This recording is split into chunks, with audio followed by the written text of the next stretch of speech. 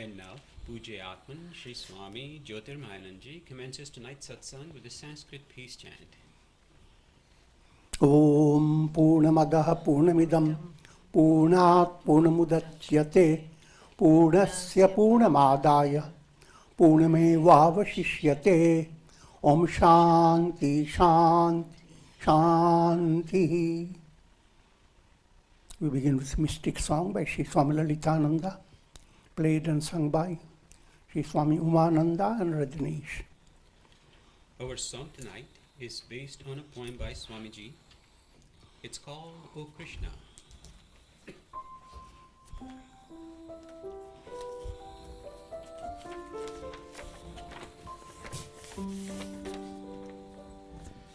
O Krishna, may I dream of you,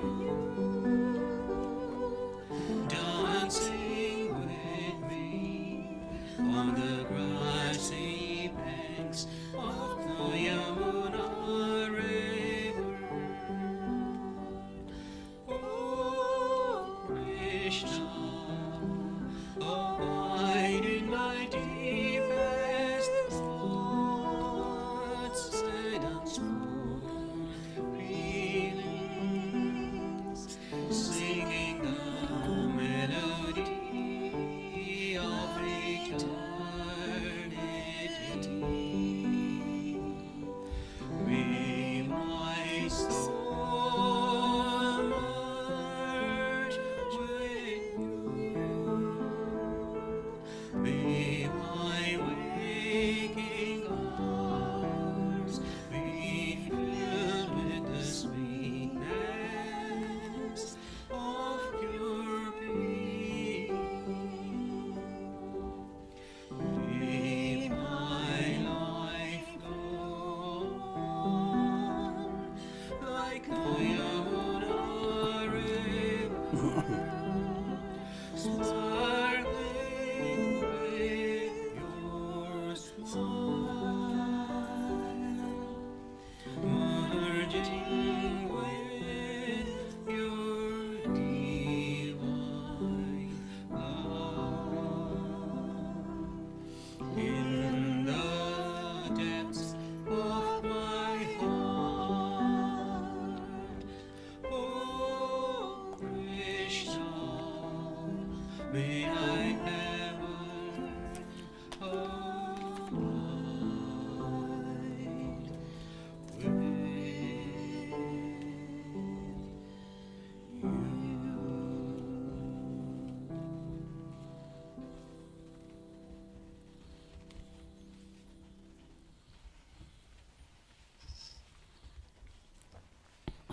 We are recording from the ashram of our revered Guru, Pujya Atman Sri Swami Jyotirmayananda in Miami, Florida. Today is September the 5th, 2018, Wednesday evening, and tonight Swamiji will be lecturing on Yoga Vasistha. This is series 2018, class number 71. And now, Pujya Atman Sri Swami Jyotirmayananda. Om Brahmanandam Paramasukadam Kevalam Jnanamurtim Dvandvatītam Gagan Sadrisham Tatvamasyādilakṣyam Ekam Nityam Vimalamachalam Sarvadhi Sakshi Bhutam Bhavatītam Trigunarahitam Sadgurum Tam Namami. Om. Adorations to Sadguru, who is Brahman, the giver of supreme bliss, embodiment of pure consciousness, one without a second, vast as the ether, infinite, eternal, beyond the three gunas and their modifications, the supreme preceptor. Yoga Vasistha in Utpatti Prakarana, section 91. The entire world process is the creation of the mind. The world explained in the terms of mental projection, a big cinema show. Cinerama.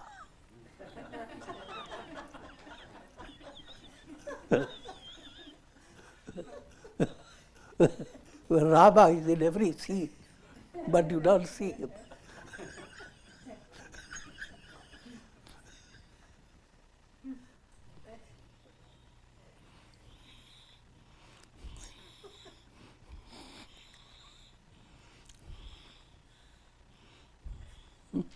And your goal is not to be captivated by Cinerama. Go after Rama. See the reality behind all the projections. The world you live in is based on your mental projections. All the time you are not yourself. You define yourself on the basis of what your mind tells you. And the mind has ego level. Ego is the one who brings out the knowledge. This is what you are. Say, I have practiced sadhana, I'm a great personality. I said, oh no.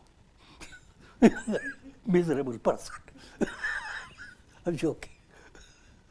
But your mind has complete freedom to say whatever it likes. But leading you to understand that you face all your life based on your mental interpretations. And in everyday life, when you go to sleep, you go beyond your mind. And you don't miss all the mental projections, all the mental imaginations, mental views, mental ideas, mental concepts. That's what had kept you so busy all through the life. And that goes away. Cinerama is gone.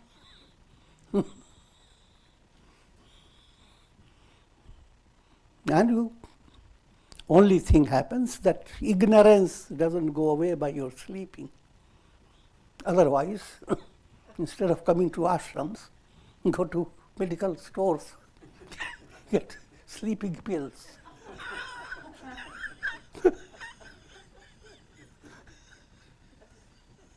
I'm joking.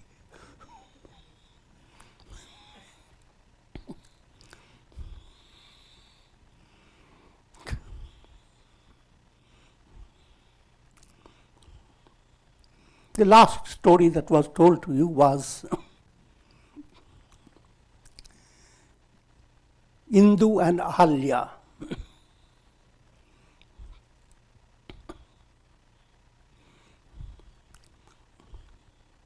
Indu was, the Ahalya was the queen of King Indradyumna, Indradyumna's wife. And she had studied in the Puranas the story of how Ahalya was infatuated for a while, for a short duration, with Indra. And there happened to be a young man, Indra, in her capital city. And both became deeply involved in an infatuated love.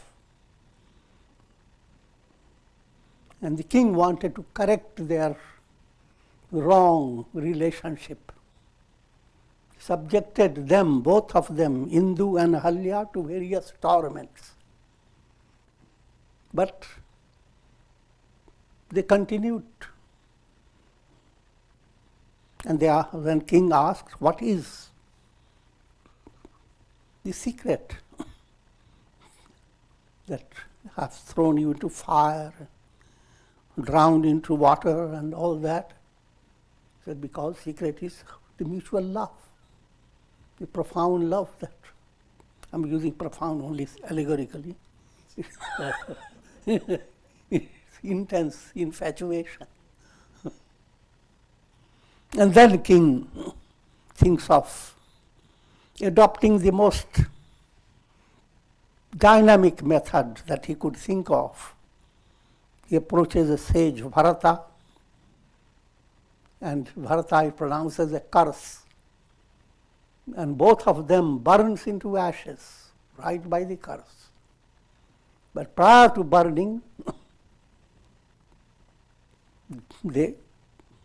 Hindu Brahmana says that all this will stop my body, our bodies. But we are not just bodies. We will continue.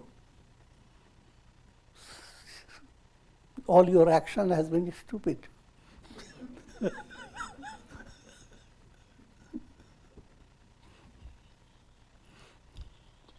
And the story goes on that they incarnate as deer in the forest, and dearly beloved things they do.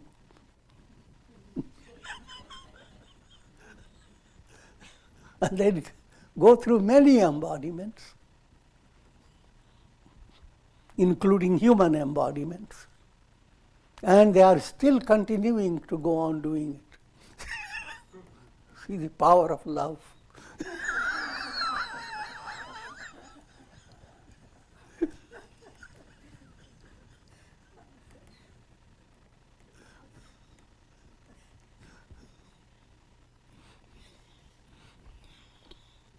This is a very humorous way of giving parables. The profounder way of giving parable was the story of Prahlad.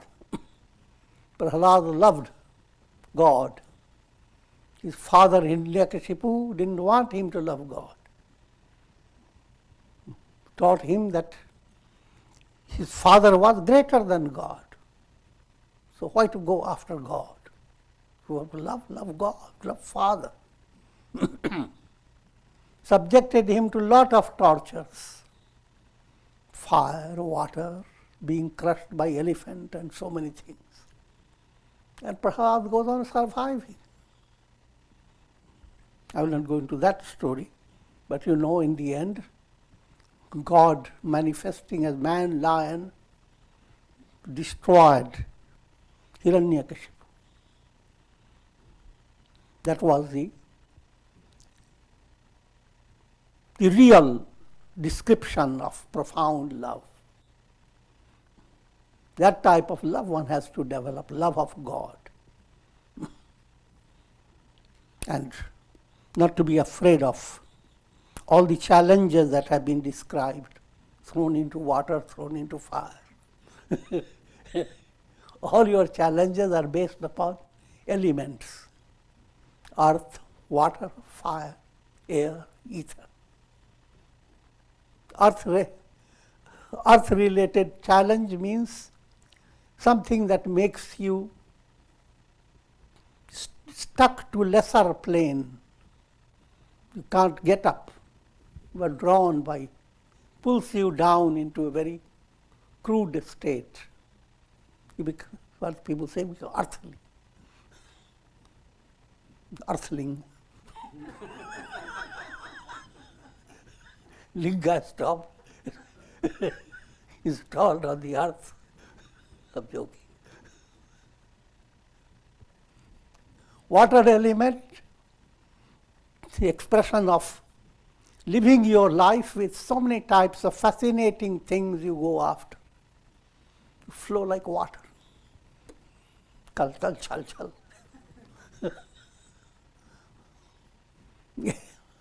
Fire element, you become incensed. Sometimes incense is good.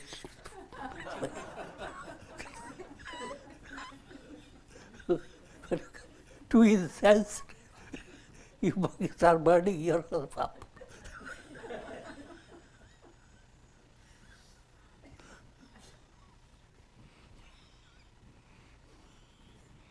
And Akasha element. Akasha means makes you spacious. So if it makes you spacious, you begin to dance.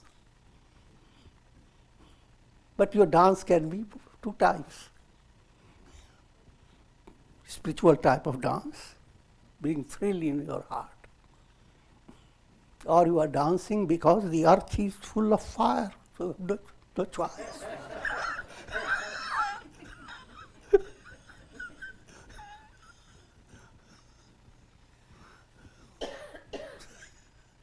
So all these elements are constantly operating in your life.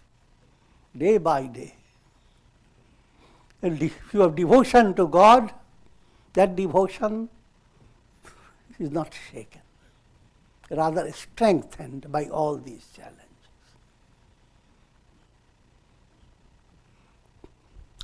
On the other hand, if you have not been led on the right path through satsanga, then you are choosing the path followed by Indu Ahalya story.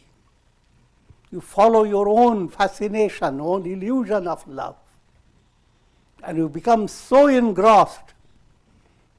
How is engrossed depends upon your austerity. How long you have faced these challenges without shaking from your illusory attachment. That also is an austerity.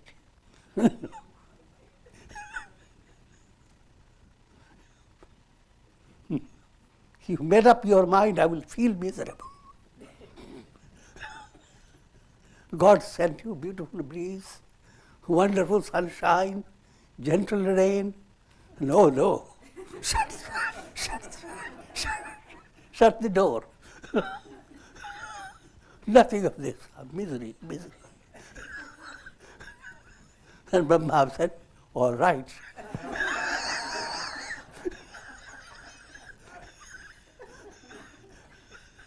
That's what you get. Nothing in you will shake you from being drawn to misery. See the power of love.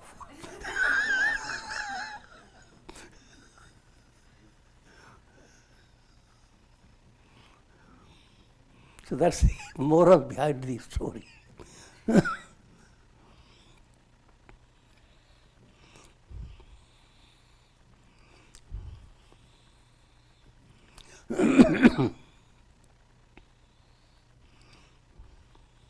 The entire universe exists sustained by the magic of the mind.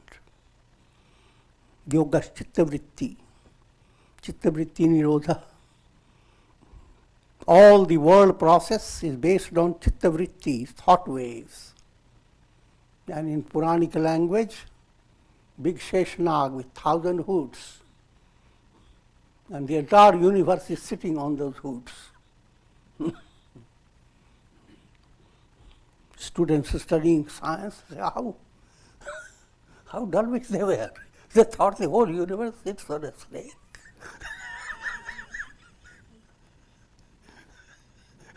But this is allegorical language.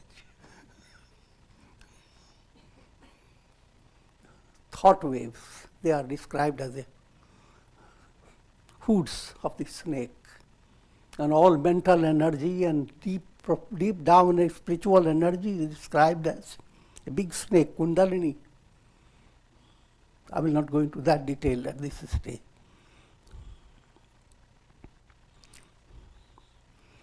In brief, all world experience is a mental projection.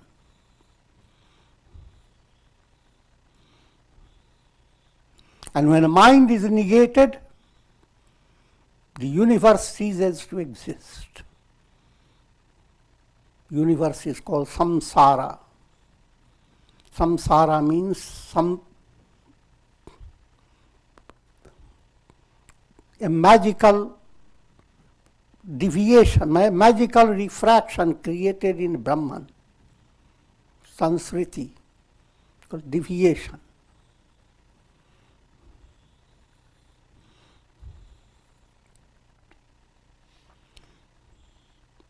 Just as one might see one's own death in a dream, so the self perceives the world process within itself as a mere illusion. Given very simple illustrations, easy to understand. You have won a lottery of $1 million. And the very same day you go to sleep, and in your sleep, you find all your $1 million have been stolen.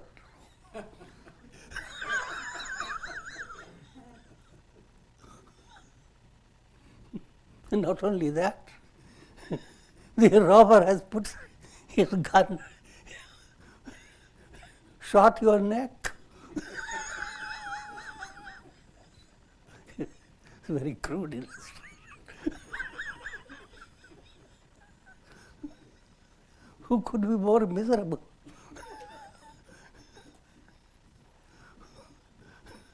And then we woke up and you find that just some few mosquitoes were jumping about your nose. Nothing has happened.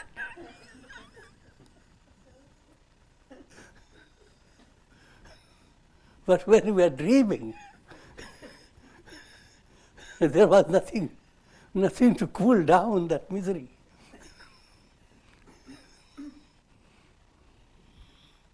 Exactly the same way the world experience is.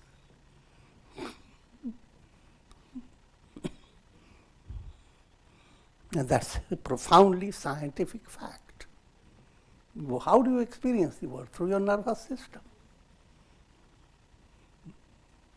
It's a little iPhone.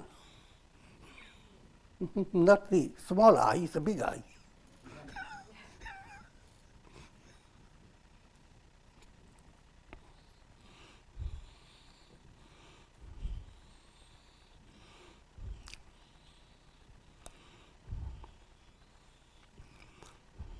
The ego is the root cause of the illusory objectivity that arises in consciousness.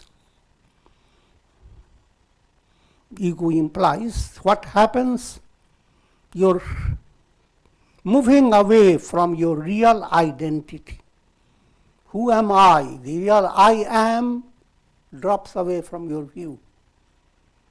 And illusory I am emerges. And that becomes the nucleus, the center of all your world experience, ego-based. And when you begin to ask the question, that's what Vedanta says, enquire, who am I? And all religions go on this, putting your attention towards, I am that. This I am is not the body, not the mindset, not what is projected by your mind. The I am is the absolute self. All illuminations of the sun, they may all look like sun, but they are not the sun. The I am, the sun I am is a little I, the iPad I'm referring to. The reality is big I, without the pad.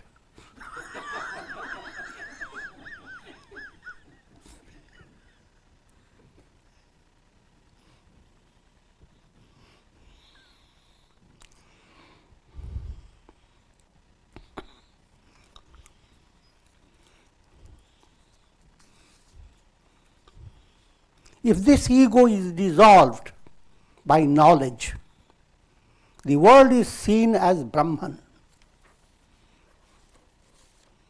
And ego dissolves in gradual stages.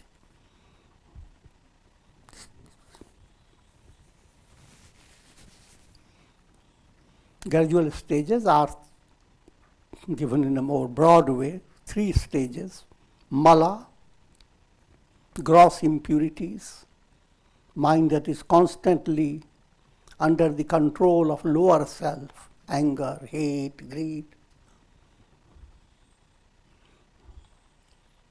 That mala is removed by karma yoga.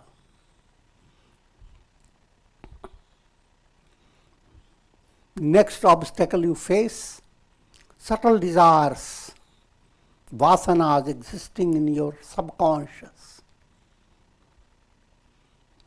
They are the basis of your feelings. So even though you live happily in the world, internally you continue to hold, store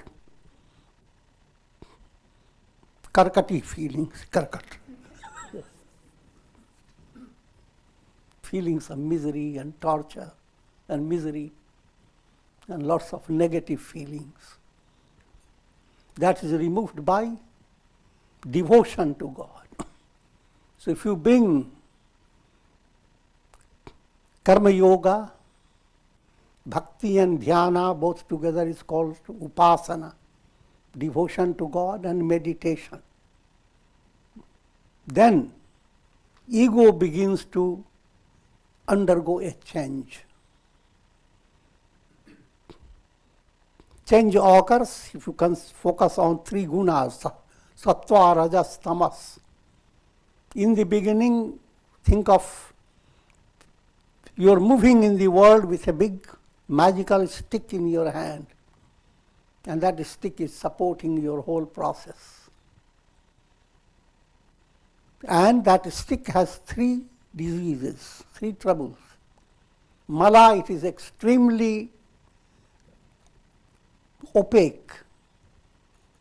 So the moment you hold this stick before you, you can't see anything more than just this stick, sticking to the stick.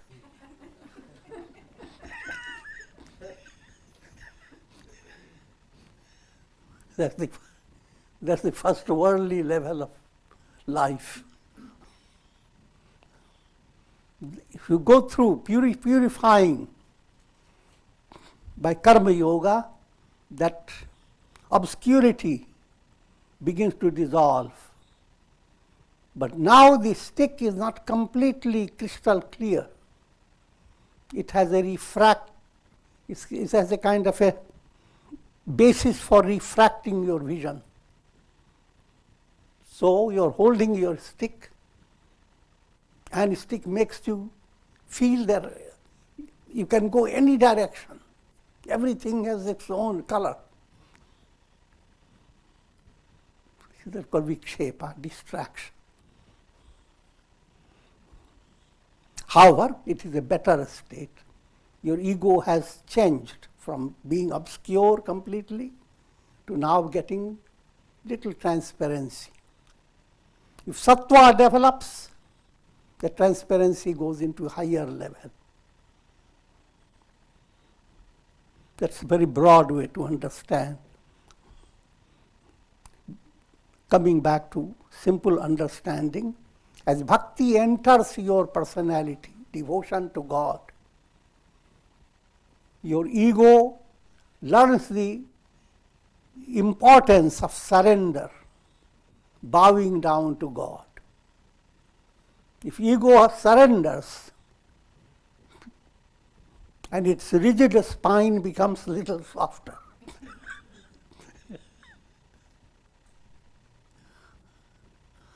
Now that's called process of ego effacement.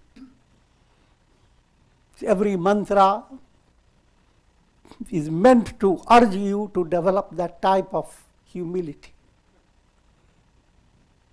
In the Hindi or Sanskrit literature, it is described as vinaya. You are bowing down to God. And final effacement comes by dhyana. First, to allow ego to be effaced, bows down, humbled. Next stage, it simply disappears.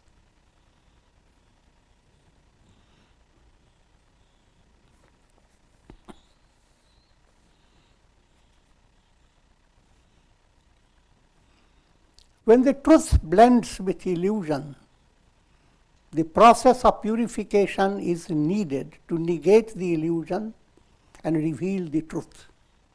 However, this process cannot be adopted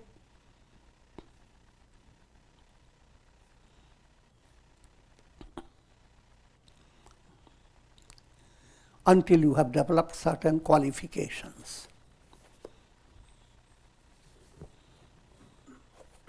Section 92, dealing with the power of the mind.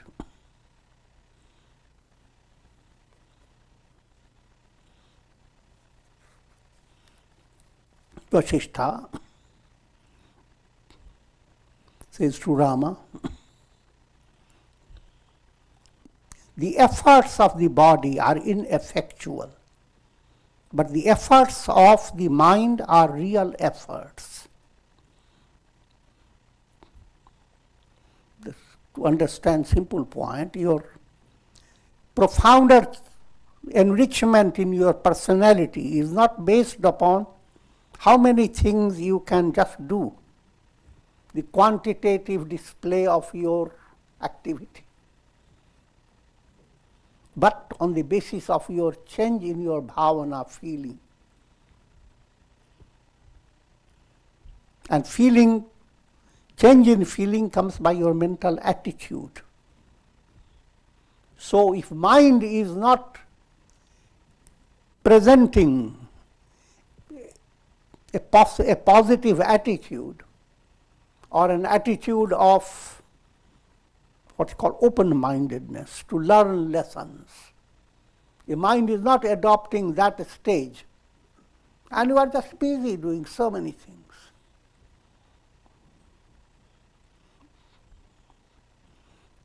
All your activities, from advanced point of view, are ineffective. Ineffective means you are not gaining anything substantial. But when you do, where mind becomes involved with feeling,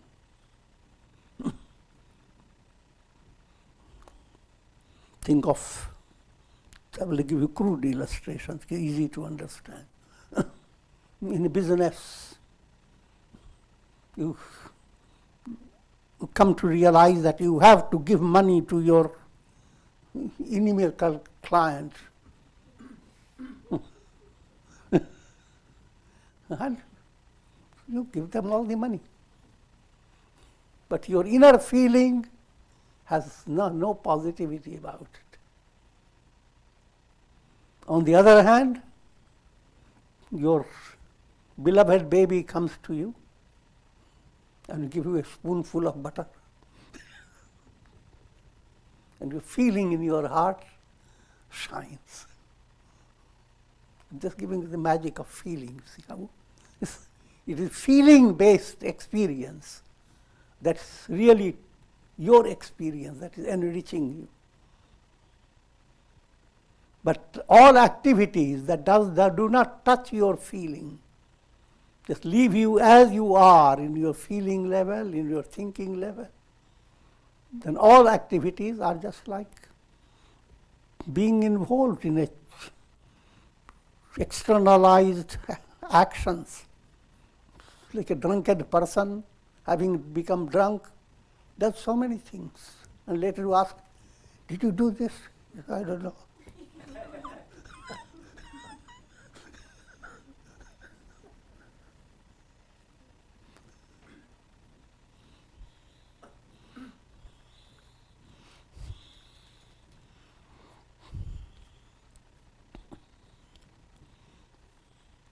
Whatever the mind fondly thinks of, that becomes its reality. The physical body may be thrown into marshy land or burnt in fire, but the mental body continues to exist and continues to pursue its objective. Simple point is given that death is not the answer to terminate all your problems.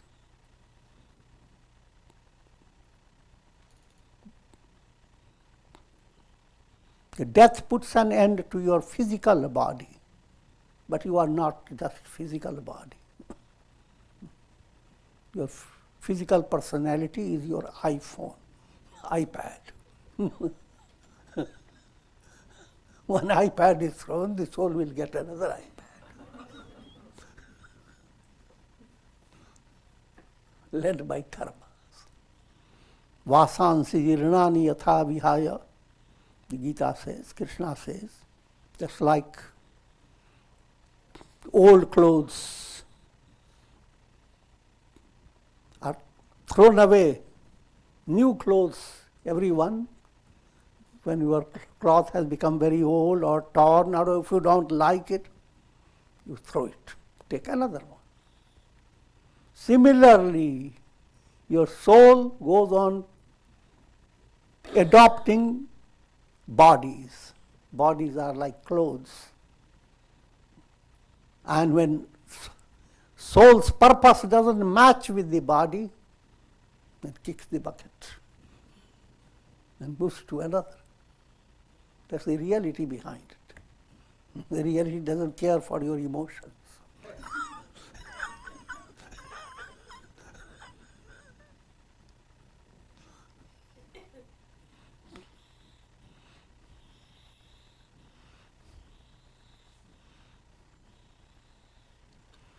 The results of self-effort are given through the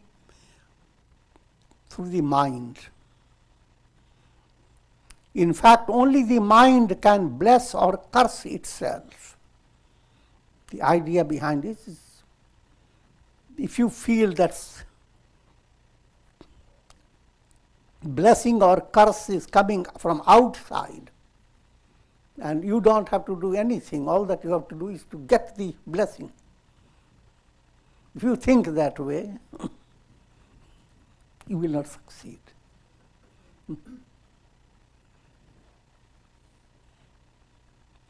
So only when you are prepared that blessing becomes effective. You must realize that in the story of Krishna and Rama, each one came into contact with so many people. But all those people didn't become enlightened. Enlightened people were very counted few.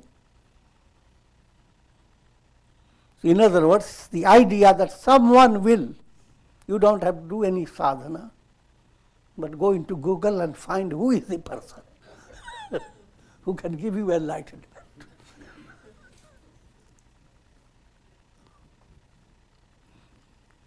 That attitude is entirely wrong.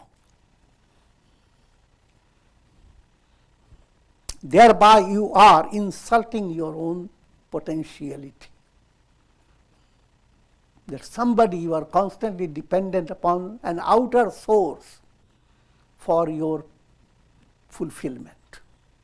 This whole attitude means you are not recognizing your own dignity.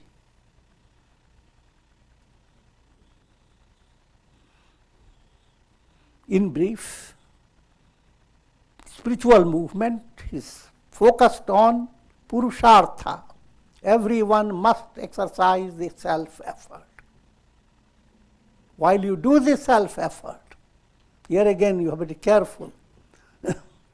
One should not develop the idea now, since I am the only one responsible. I will not seek anybody's help. If you do that, it's a child. You have not understood. It's a kindergarten type of thing. Whole world is open for you based upon your quality of your soul. In other words, if you have done good purushartha, say it in a very simple way, if you have opened your windows, swept your floor, removed the cobwebs, the blessings will come through all the windows.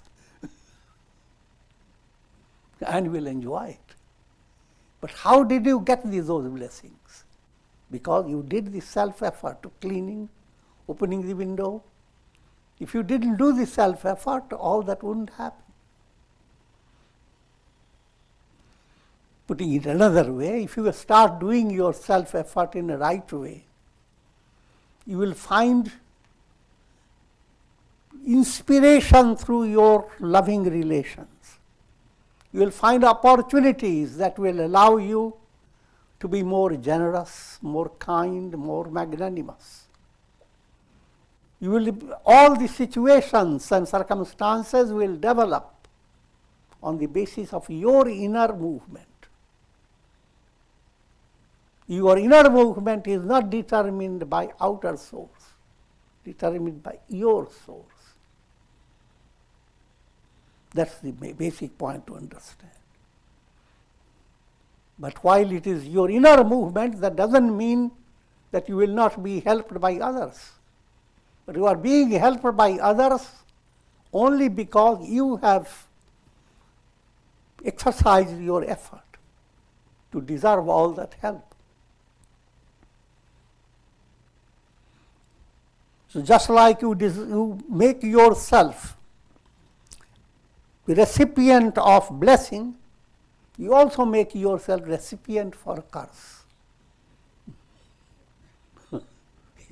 If you have moved definitely negatively, then you will find the Durvasa will curse you.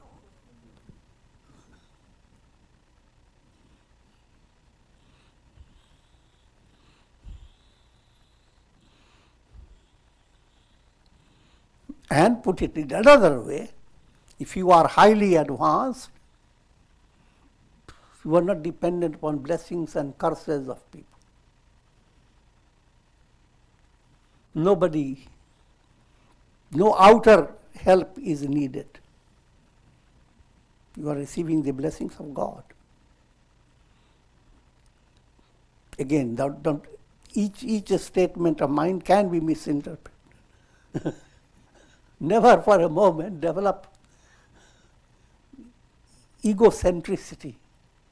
That now I don't have to bow down to my superiors. Only God. That's not the meaning behind it. Meaning is to understand that God is behind all your relations. If they bless you, blessing is coming from God.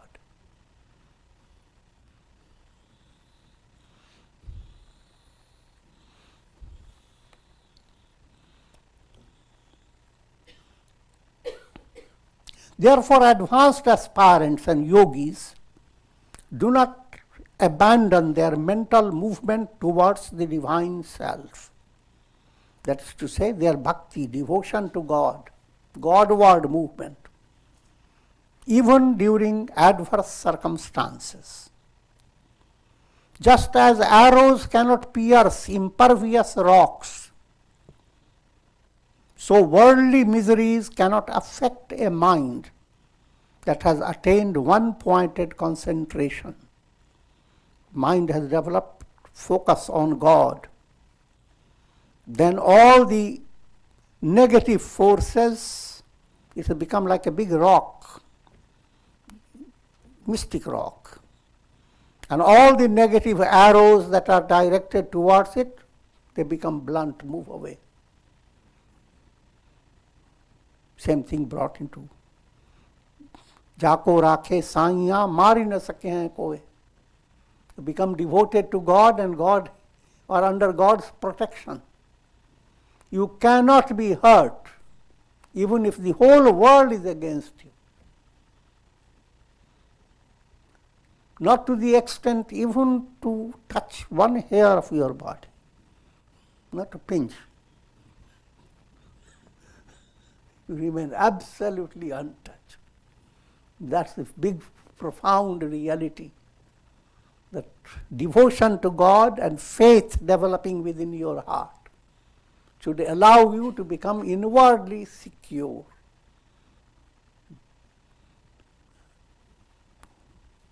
Just like a baby is secure under the protection of mother.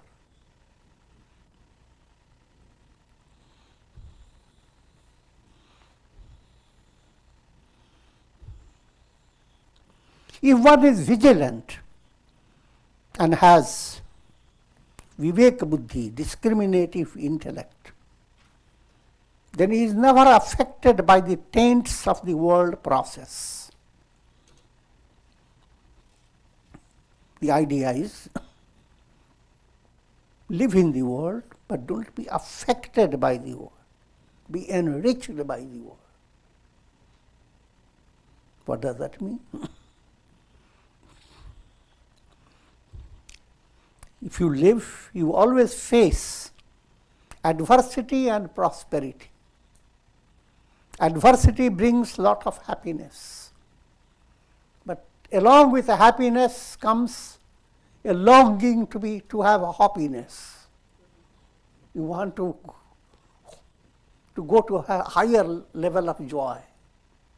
You are happy, but now my mind develops, how happy am I? And if I get 10 times more, how happier will I be? I'm giving you kind of riddle. The idea is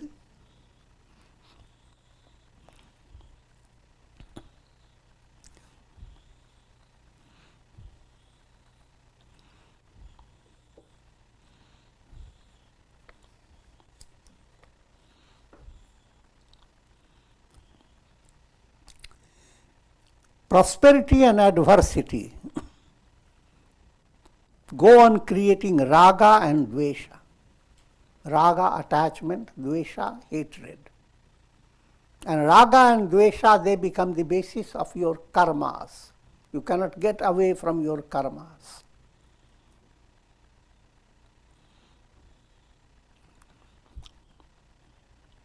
So if your vision is not discriminative, viveka has not entered, then you are constantly being tainted, affected by raga, dvesha, attachment and hatred. You are constantly being led by karma. But when you develop discriminative vision, which allows your ego to go through self-effacement by bhakti, devotion, and ultimately complete effacement by jnana. When you adopt that, then you are not restricted by worldly taints. Worldly taints mean karmic process. Karmas are kind of a taint.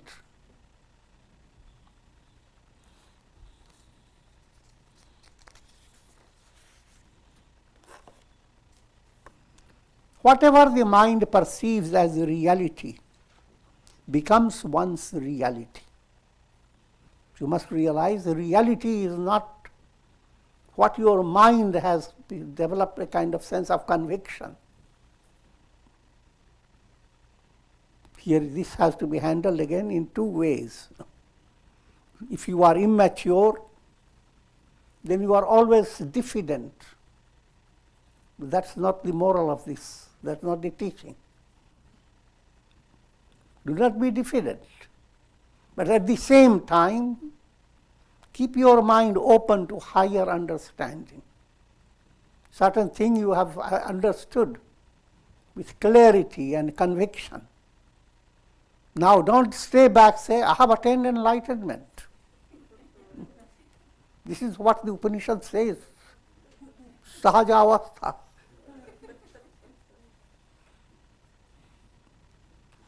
I have attained Chakra-Vedan of Kundalini. My Sahasrara chakra has opened and I'm completely the first class enlightened sage that ever was.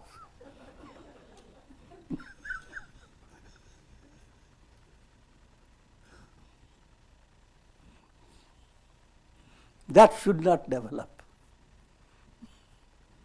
You must understand spiritual movement is boundless. Your mind has to develop complete flexibility without losing your self-confidence. That's sattvic movement. When you lose your self-confidence, then you try to supplement it by what's called darp, conceit.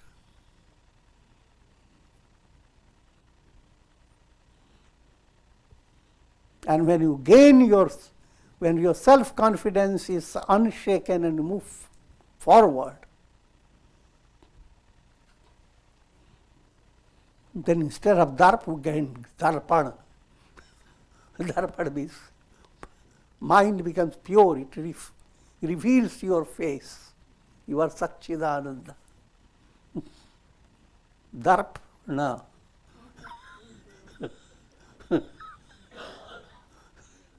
Darp is arrogance. And you see your face clearly in purified mind, that arrogance will not be there. That's the purpose of having darpan, mirror before you. It is the Sanskrit word darpan. See your face. Realize darp does not define you. You are Ananda already. Humble yourself.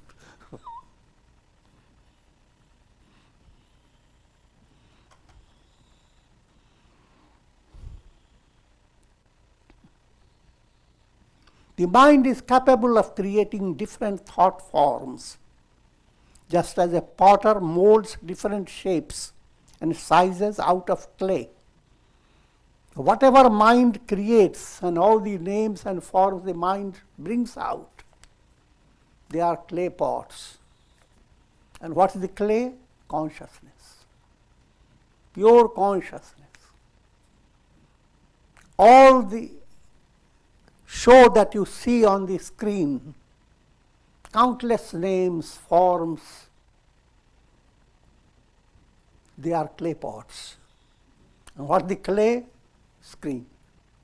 It is screen that is behind all those pictures, etc., and all these things that you see. Brahman is behind all that you experience. The Brahman is the clay. And all these are clay pots. And Ishvara is the potter.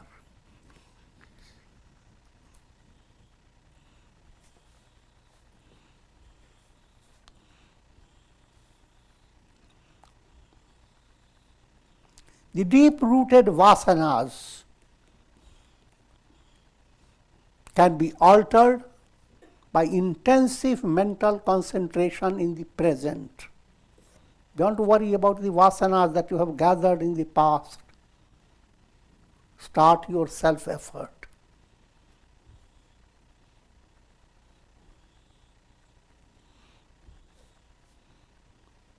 And there is another important point to understand. If your self-effort joins with grace, all the vasanas can become transformed or can be put to end. Just like you open a window, light comes in. No matter how long darkness had existed in your room, you have left the room ignored for years, for a yuga, 12 years. Now, the moment you open, all the darkness goes.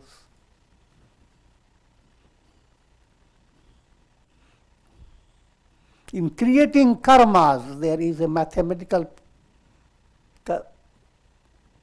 study behind it. How much karmas have I done? But when you're moving towards God realization, removal of vasanas, that does not follow that mathematical precision. Karmas come under mathematical precision. But moving to enlightenment, all that mathematical precision moves away. In other words, it doesn't depend upon how many bad karmas you have done in the past.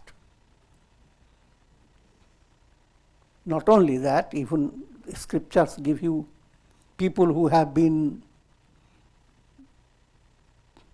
thieves and robbers. Even sage Valmiki, who is one of the greatest sages, the whole author of the Yoga Vasistha, he was not afraid of putting his biography.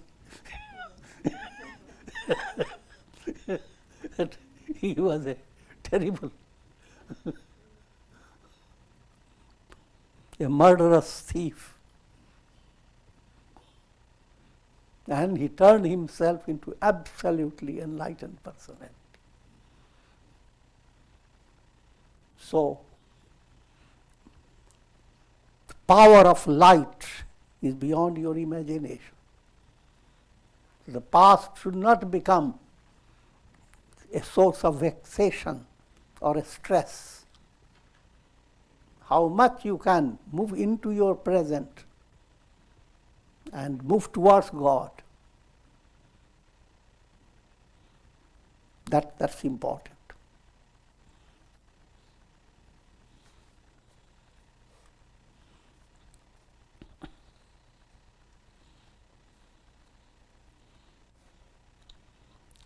Led by negative samskaras, the mind perceives fires emanating from the moon and is afflicted thereby. It perceives a dense forest in the vastness of the sky and tries to clear the forest. It's all allegorical way of saying that you have negative impressions, ashubha samskaras dominating your mind, then all the positive things that are there in the world, poetic language, even you look at the moon and all the nectarine rays that shower from the moon, and you shut the door to the moon, it fills your heart with misery.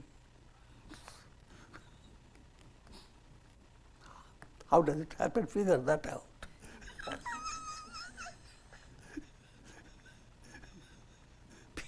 People who are in a state of dejection, under stress, psychological reaction to the moon is strange. The same moon brings to human mind intense stress. That's why mind and moon, la luna.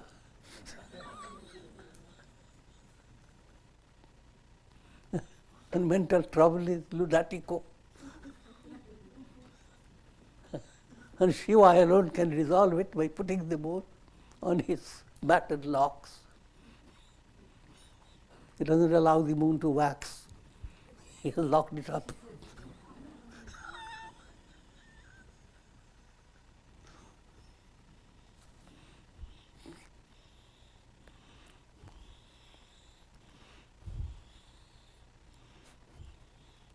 All miseries of the world, all the troubles,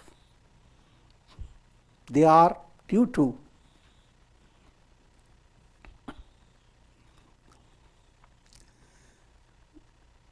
mental illusion.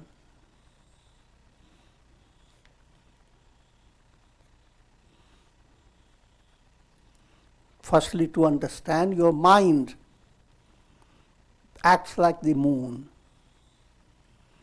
Moon doesn't have real light. And therefore, when mind that is not advanced and it acts like the moon, then all your experiences are completely illusory. That being gripped by that type of moon is a miserable condition.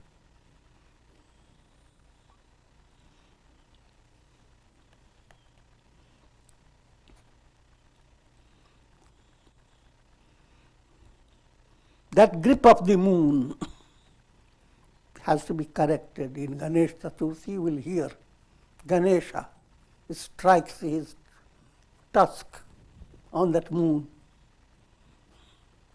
and still the moon carries the mark.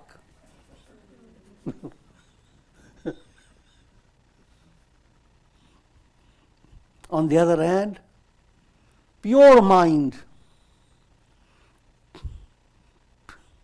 is also compared to the moon in a positive way. Therefore, all great personalities, they are qualified by moon. Ram, Ramachandra.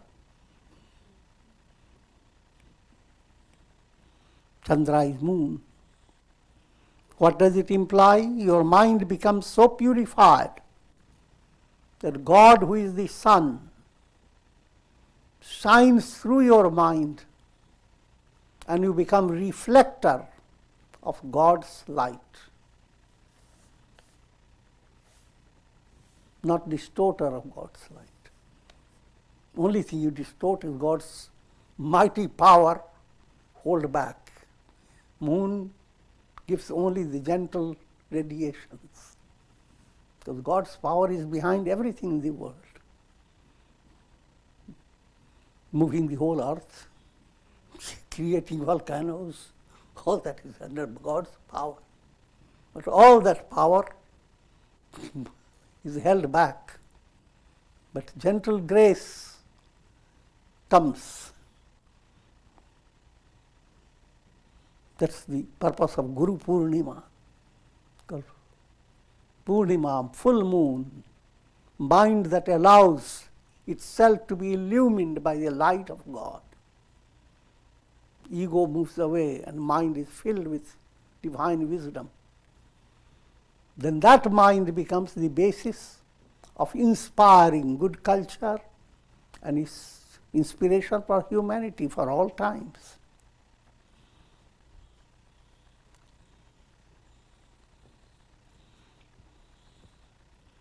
Led by its own impressions, it converts poison into nectar.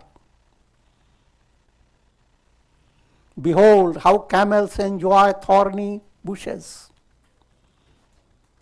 Just giving one sample, that vasanas of the mind, they give you the taste that you experience.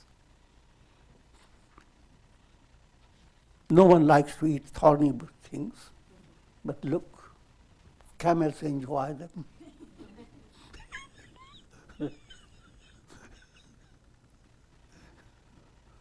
The lesson you learn is that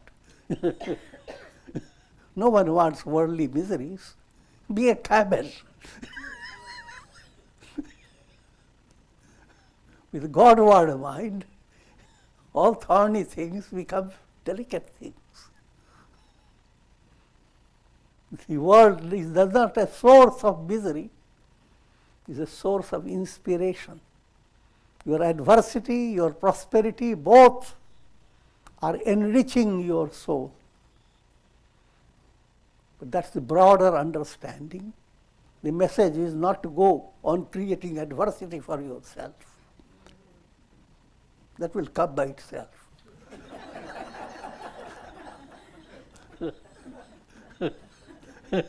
Go on working for bringing health, harmony, peace. Bring your self-effort in that direction.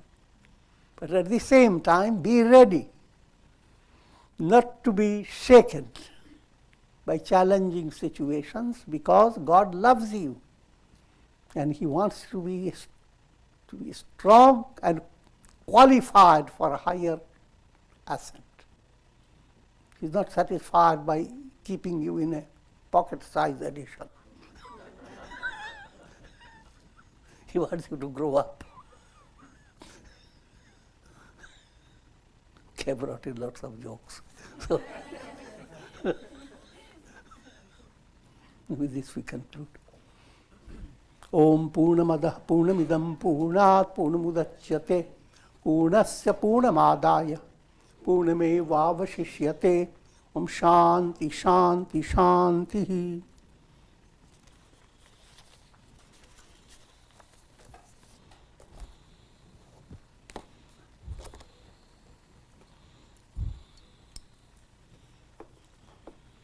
Would anyone like to ask a question? Raise your hand if so.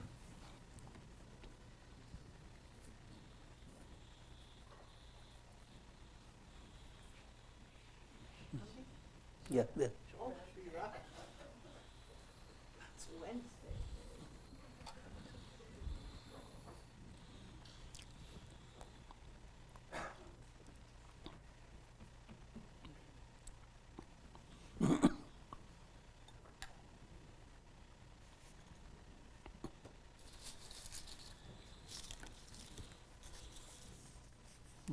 Yes.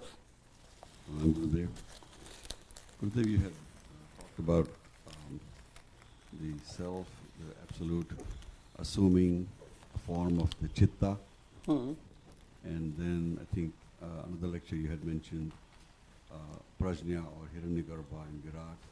So what is the relationship? How does it? Can you explain a bit more, please? First point to understand that you experience the world in three planes. Physical, the world of practical reality, feeling level, mental, the world of sentiments and feelings, that's called subtle world. Physical, subtle, causal. Causal is unconscious level.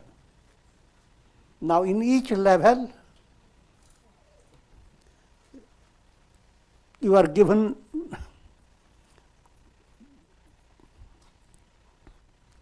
soul experiences itself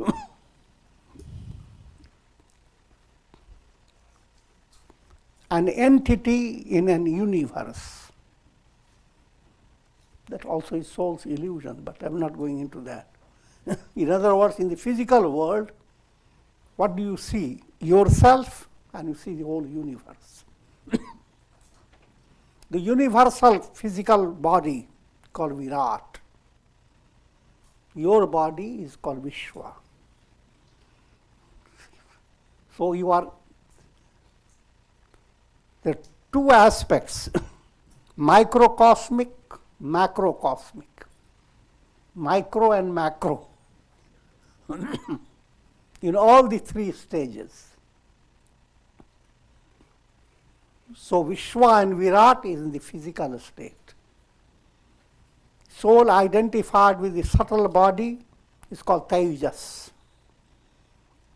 Its cosmic level is called Hiranyagarbha. Same soul identified with the causal body called Prajna. Cosmic, it is called Ishvara. But all these details can be summed up into only three levels. Okay, my throat doesn't want to sum up.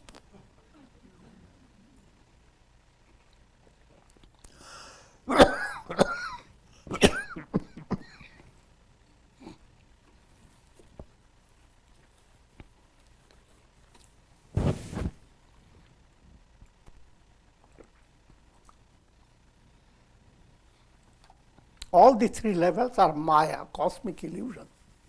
That's all that counts. And we'll, with this, I'll conclude. Om Shanti.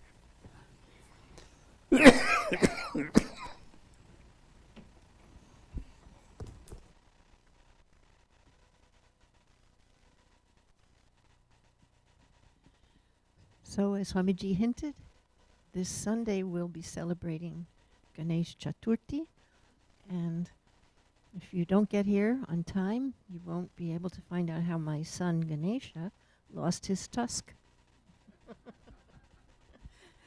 And we will start at 5, so don't be fooled about that. We'll start as close to 5 as we can, so Swamiji has an early evening.